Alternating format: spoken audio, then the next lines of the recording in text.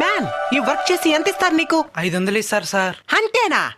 వేరే చీప్. అది ఈ పనికి బయట దేశంలో అయితే 5,000 ఇచ్చుంటారు. 5,000 ఏర్పాట్లు చేస్తాను.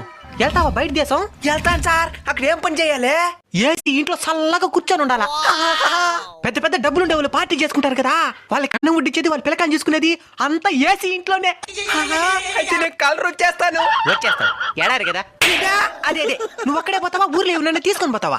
ఊరు లేదు వద్దు, మనకంటే ఎక్కువ సంపర్చి మనకే శాతపూర్ చేస్తారు. ఇది కాకుండా ఇంకా ఏ పనులు చేస్తావా? పశువులు మేపుతాను. ఓకే, ఒంటి దగ్గర వేసేయచ్చు. చందా, అదే అదే, నువ్వు ఈ ఏర్పాట్లు ఇడిపో. సరే తెల్లగొచ్చేపోతాను. అయ్యా రే బకరా దొరికినట్టు పంపిస్తానా? మంచి ఎడారు చూడండి. అలా మోసం చేయడం తప్పు కదా సార్. ఏది తప్పు? ముందు ఎక్కువ డబ్బులు ఆశపడి తప్పు చేసిన వాళ్ళు ఏం ఇండియాలో పని చేసుకుంటే వద్దనిందా? మంచి ఎడారు చూడు. ఎక్కువ డబ్బులు కాసుపడి ఏ జంటి చేతిలో మోసపోవద్దండి. బయట దేశం పోయే ముందే జాగ్రత్త పడండి.